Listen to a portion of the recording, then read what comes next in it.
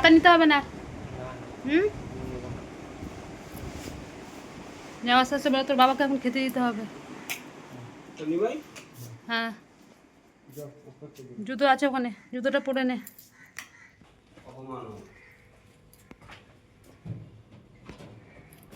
বৃষ্টি আসছে একটা জোর, বাবা ফটাফট চলে যাও।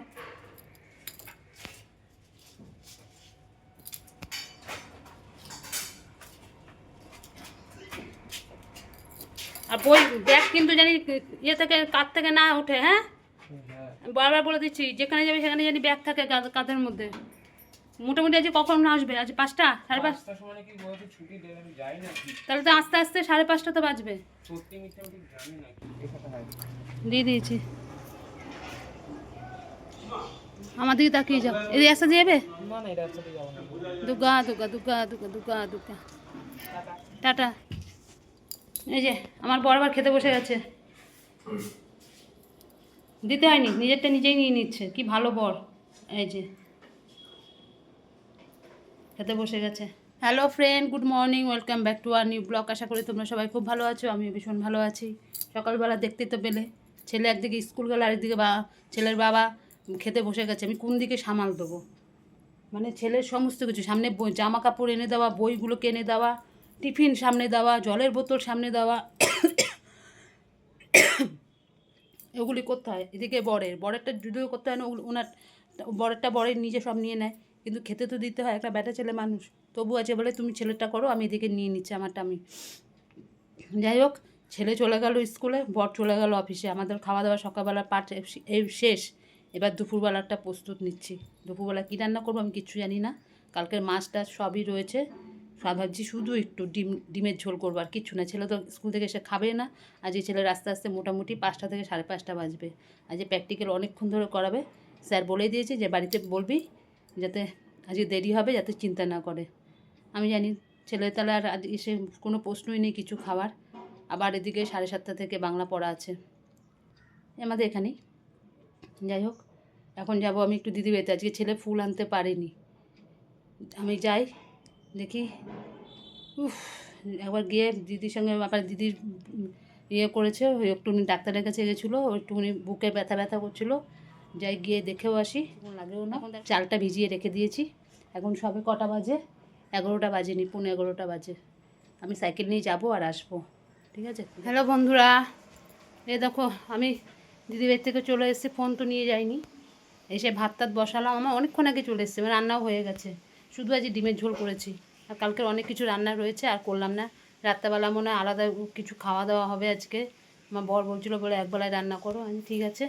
ভাত অর্ধেকটা হয়েছে, ডিমের ঝোল করা হয়ে গেছে। শুধু ডিমের ঝোল, 3খানা ডিম দিয়ে একটু ঝোলের মতন করেছি।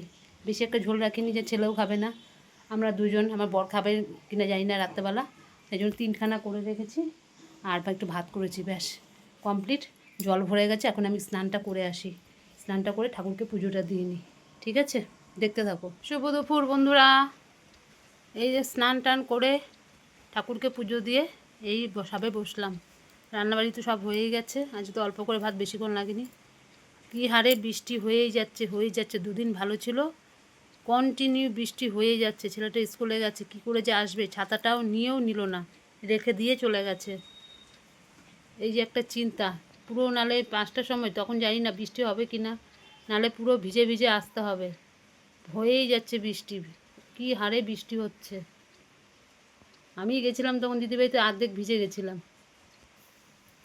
তবে ছাতাটা নিয়ে গেছিলাম বলে, তাও ছাতাটা দিয়ে তারপরে এসেছি।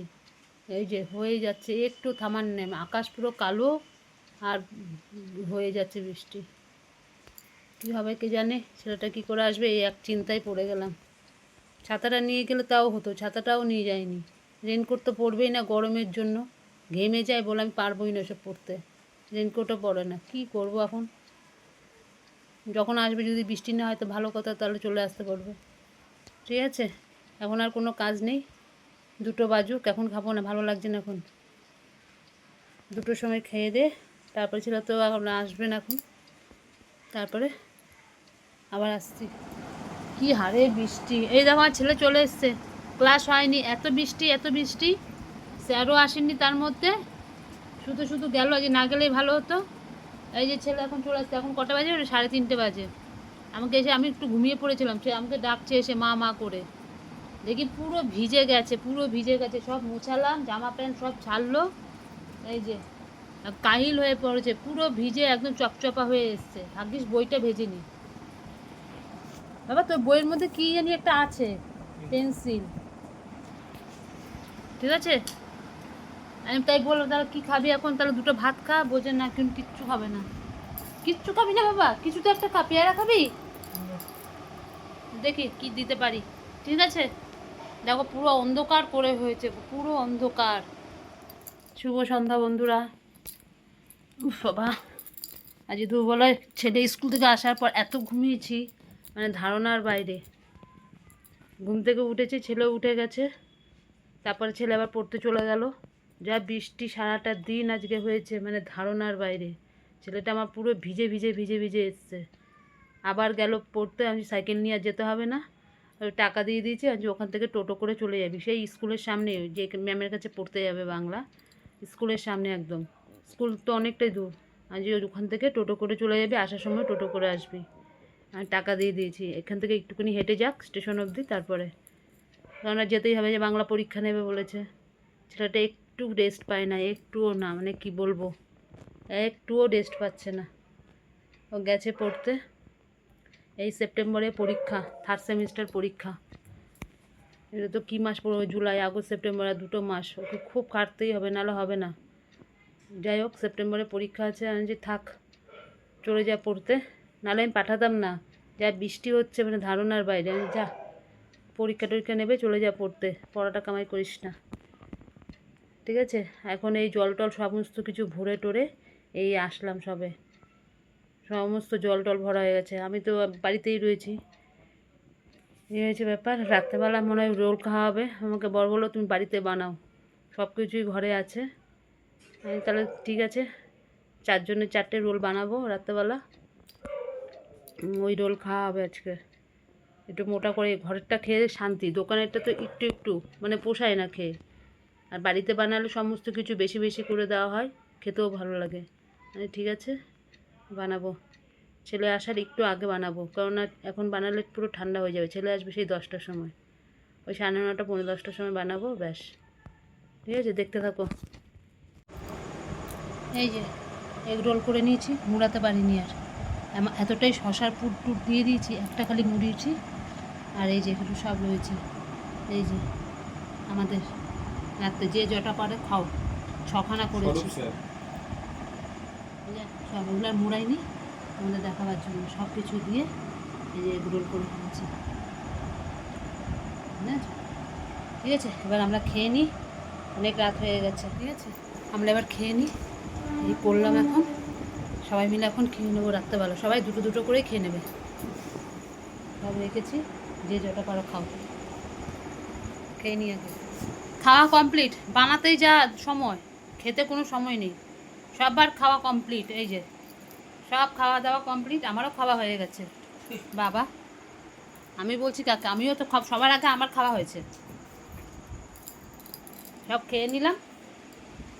বাবা, দুটো করে রোল খাওয়া মানে বিশাল ব্যাপার, পেট পুরো ভর্তি হয়ে যায়। উফ, আমি মনে হয় মন মতন বাড়িতে তৈরি করলে মন ভরে খাওয়া যায়, আর দোকান থেকে কিনে আনলে ঠিক অতটা পোষায় না, ওরা অত শশা টশা দেয় না। আর আমি কি ভর্তি করে শশা, পেঁয়াজ, কাঁচা লঙ্কা, টমেটো সস, তারপরে কি দিয়েছি, চিলি সস দিয়েছি, তার টমেটো সস দিয়েছি, কাসুন্দি দিয়েছি, সব কিছু দিয়ে একেবারে মোটা মোটা এক একটা হয়ে গেছে। একটু বিট লবণ দিয়ে দিয়েছি, ওই দিয়ে এখন মন ভরে খাওয়া হলো। লেবুটা দিইনি আজকে, কাসুন্দি দিয়েছি তো, তার জন্য লেবুটা দিলাম না। লেবু দিইনি, এই করে খেলাম, পুরো পেট ভর্তি হয়ে গেল।